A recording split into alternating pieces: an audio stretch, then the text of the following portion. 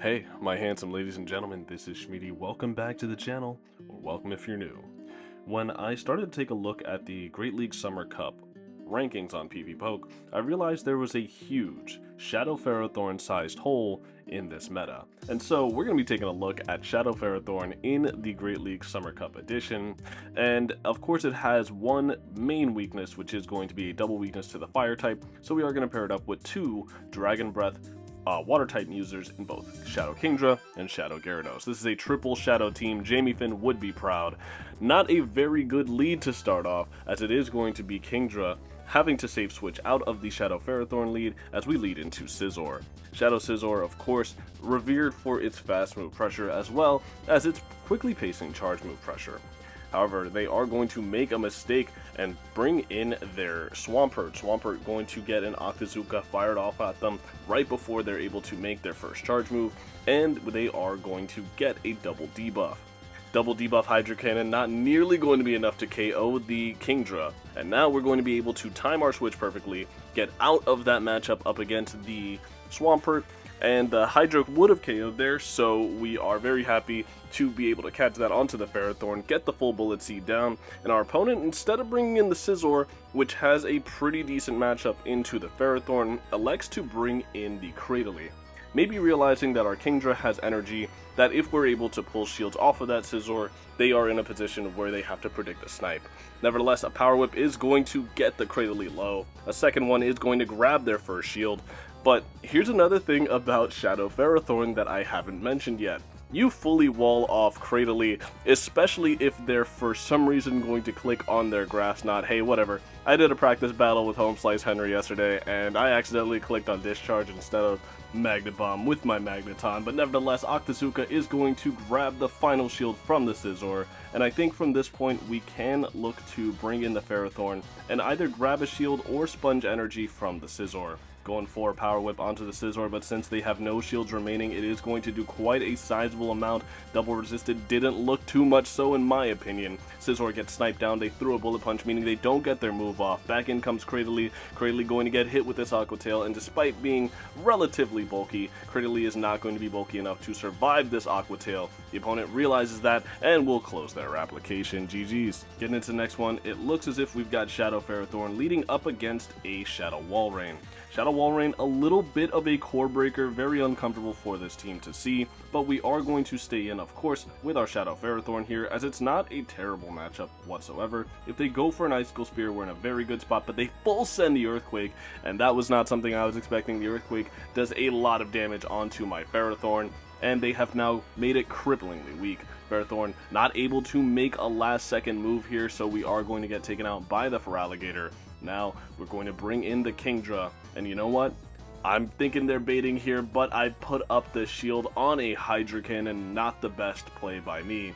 Nevertheless, it was a guessing game. Can't be too hard on yourself when you get a bait call wrong, but we're going to fire off the Swift. They decide to bring in an Alolan Marowak into my Kingdra, and my timing here was very, very poor.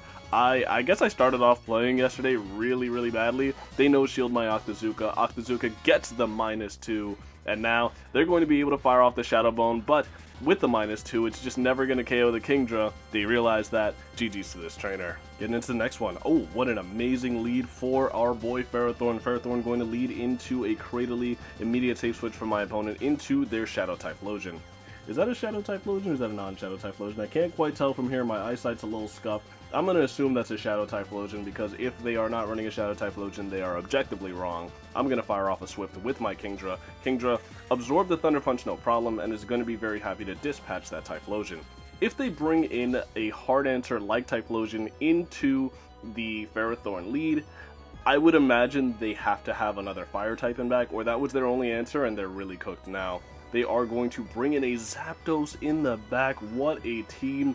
This is a Shadow Zapdos. They're never going to no-shield the Octazooka. It would do way too much damage, but they get -2'd. I am going to have to bring in the Ferrothorn here because Gyarados absolutely does not want to see this Pokemon. They are going to fire off the Drill Peck even at -2, nearly taking us down to 50% HP. We're going to fire off the Thunder at the Zapdos. Zapdos, of course, going to have to drop a shield here, and now we have to try to reach a Power Whip here. They're going to be able to reach another Drill Peck, but we saw from the last one this is not going to be enough damage to KO, and Cradily will not be able to come in and snipe us down. We're going to bring in our Gyarados. Gyarados is now going to be tasked with shielding up a Rock Tomb, and now our attack has fallen one stage. Not the best spot for us to be in, especially because they're going to be able to get another Rock Tomb off before we can dispatch them with an Aqua Tail. However, Gyarados is just going to shield up this move and look to build up to the double Aqua Tail, nearly the triple Aqua Tail, almost at 100 energy there, but it's fine by us. We can go for this Aqua Tail if the Zapdos comes back in. It is shieldless, and even at -2, Gyarados with these Aqua Tails is going to be pretty threatening.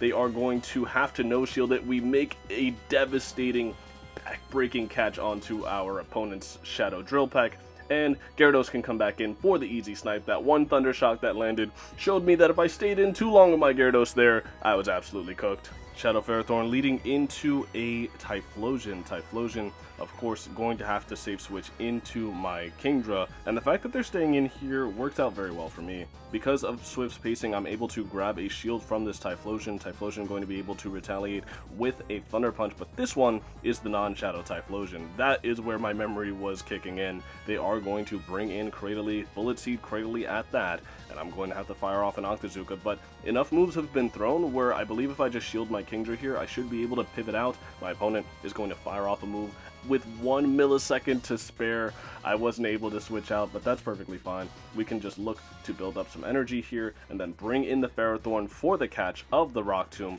and now this is a pretty decent spot for us to be in. However, we're going to have to commit to a Bullet Seed down there because we need residual energy for when the Typhlosion is brought back in. Typhlosion brought back in, forced to shield up a Power Whip because it is very glassy, and they are going to fire off energy.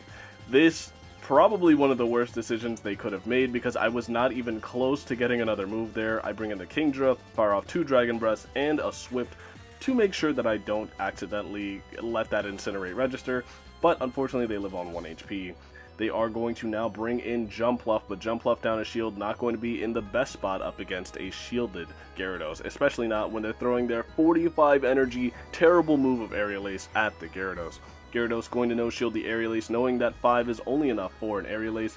Now we are going to retaliate with a Crunch. A debuff would be very nice, but it is not blessed upon us, so we are going to have to fire off another Crunch, making sure that they don't catch. And now the Jumpluff is in farm down range. They do have another Aerial Ace here, but they are at the very least 2 Fairy Winds away from doubling up.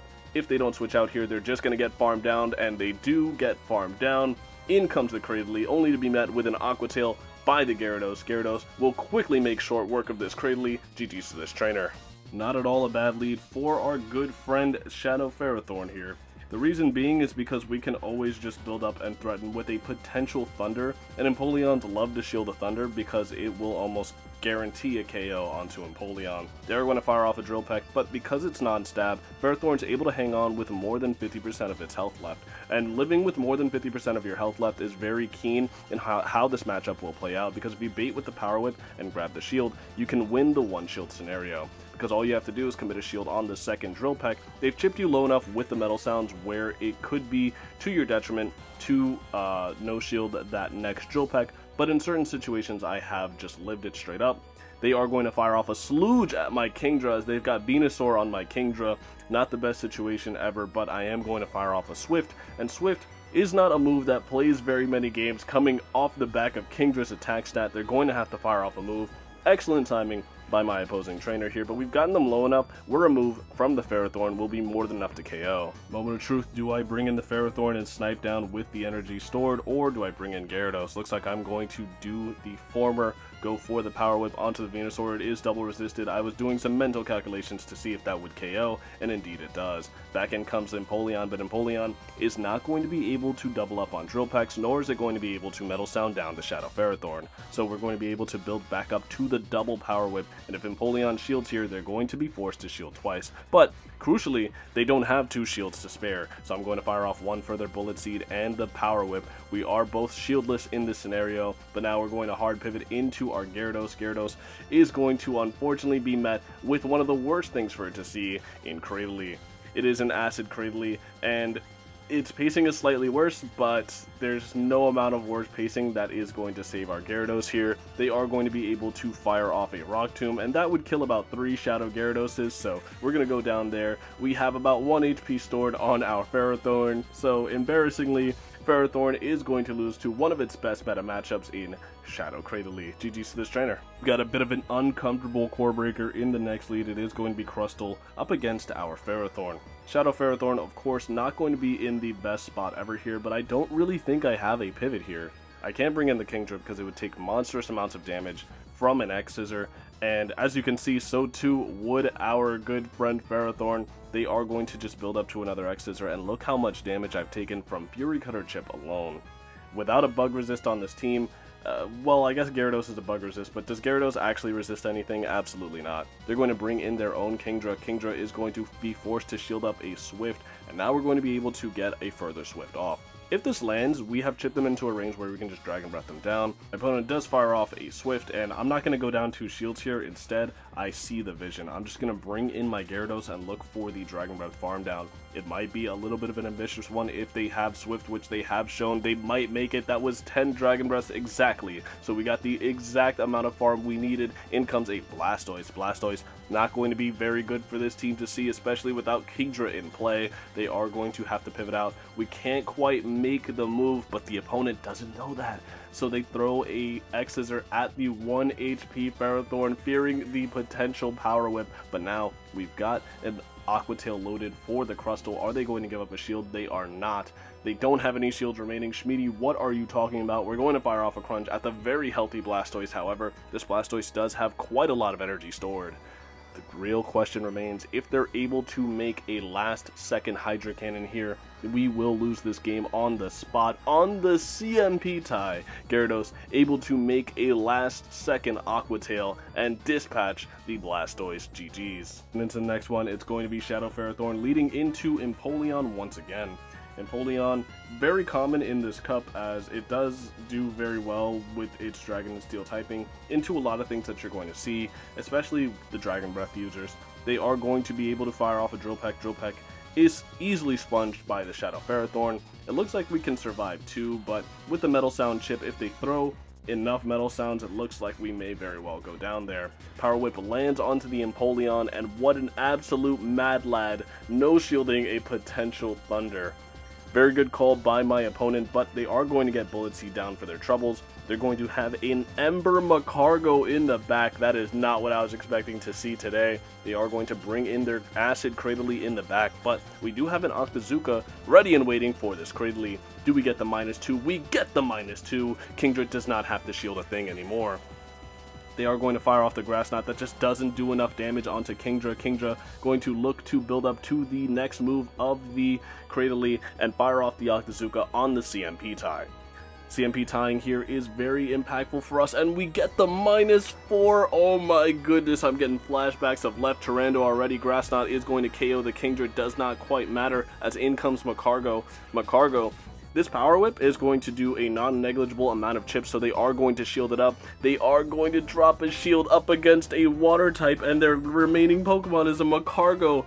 That is a guaranteed lose con for this trainer. We're going to build up to our Aqua Tail, fire it off, and even at -1, Gyarados does not care. Aqua Tail KOs the Magcargo. In comes the Cradily. Cradily is going to get Dragon Breath down, but before we're even able to do that, we'll be able to make the Aqua Tail. Aqua Tail will make short work of the Cradily. GG's to them. A very interesting lead in the next match. It is going to be Shadow Ferrothorn leading into Venusaur. Venusaur, this is a battle of resisted damage. However, the Ferrothorn does have the element of surprise on its side. We are going to see them safe switch into a Furred, and if Furred is their best answer to the Ferrothorn, this team is criminally weak to our Shadow Ferro. They are going to be able to fire off what's likely going to be a Trailblaze. We can easily no-shield this, and then look to bring in the Kingdra. Kingdra here will be able to make a Swift onto the Furred and force either a shielding decision or get the KO, winning switch advantage, but desyncing the switch timer quite a lot. they are going to look to fire off energy onto the Kingdra, and now they're going to bring in their Diggersby. Diggersby is going to be able to go for the Scorching Sands, but on the CMP tie, we meet them with an Octazooka. Octazooka onto the Diggersby, yet another debuff. I am never transferring this Kingdra, it is absolutely cracked. They're going to go for the Scorching Sands. Scorching Sands debuff chance has been massively dropped, and we're going to fire off a Swift at the Diggersby. They are -2, so no matter what they throw here, even if they make a move, they're going to be double debuffed and purely resisted by the Gyarados.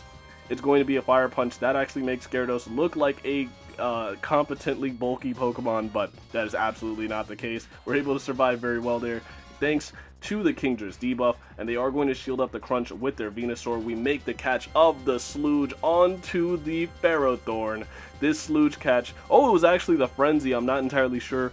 The Sludge would have been enough, but we're going to be able to land this Power Whip, and although double resisted, this is very impactful chip up against the Venusaur. They can now get rid of my Ferrothorn, but the only thing I can think would lose me this game is wasting a shield on my Ferrothorn, so I'm not going to do that. The Ferrothorn is going to get Vine Whip down, and that purely resisted damage matchup from earlier is going to come back in the Ferrothorn losing it, but it doesn't really matter if the Aqua Tail dispatches the Venusaur. Bert comes back in to get Dragon Breath down, and so too does Diggersby. GG's.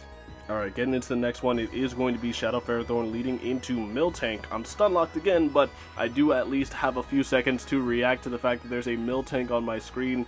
Now, immediate thoughts is that if this is double nuke Thunderbolt Ice Beam, this could be pretty awkward for this team, but the 5 base damage increase on the Body Slam, too much for my opponent to pass up. They are going to see me throw one more Bullet Seed, then catch onto their Talonflame, but importantly, Talonflame did not sneak on the way in, so we are going to be able to fire off one further Bullet Seed, transfer the Incinerate onto the Kingdra where it is double resisted, and now force shielding decisions from this Talonflame. Fire off the Swift on the Talonflame. Talonflame has yet to throw a move, but now they are at 4 Incinerates. This is going to be a potential Fly or Brave Bird. I don't want to no shield either, so I am going to build up 5 further Dragon Breaths and throw at the only opportunity my opponent has left to throw their energy and win the CMP tie over the Talonflame. This could be a Brave Bird, but I've decided that Kingdra has done its job here. If it's a Brave Bird, so be it, and they are running Brave Bird. Pretty unfortunate for me, and their defense does drop severely, but I have to bring in Gyarados here because if I bring in the Ferrothorn there, I'm not going to get the Bullet Seed down before they're able to hit me with a super hard-hitting Incinerate, so it is what it is. I'm going to bring in the Ferrothorn. They're staying in with this Miltank, and I'm going to no-shield because they have shown that they're throwing Body Slams at the Ferrothorn. They throw the Thunderbolt looking for just a little bit more damage in the back. They've got Swampert nearly building up to the back-to-back Power Whips is the Shadow Ferrothorn. Shadow Ferrothorn unleashing Power Whip number 1 onto the Swampert. Swampert's life was short-lived there. Back in comes the Miltank. I had absolutely no reason to throw this Thunder, but I'm going to throw it anyway. Thunder lands onto the Miltank. The opponent has closed their application once again, realizing that this game is over. The screenshot for no reason. GG's. We've now made it to the final game of the video, and one last time, like Ariana Grande, we're going to lead Shadow Ferrothorn into Empoleon. Empoleon going to fire off their Drill Peck immediately, but as we've seen, this is not going to even get the Ferrothorn into 50% HP.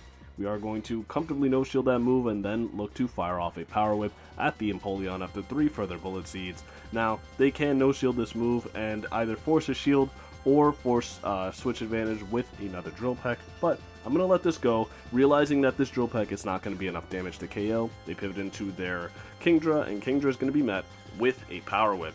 Power Whip up against the Kingdra, we make it on damage registration error, and now we're going to bring in our Gyarados. Gyarados not quite going to be able to get the full Dragon Breath farm down without committing the shield, but their Empoleon is very, very low. I'm going to be able to get that Dragon Breath farm down up against their Kingdra, and they have mirror backlines in the back with their own Gyarados. This is very nice for us, as we're going to be able to fire off this Crunch, force a shield from their Gyarados, and they still have both shields remaining for this Gyarados.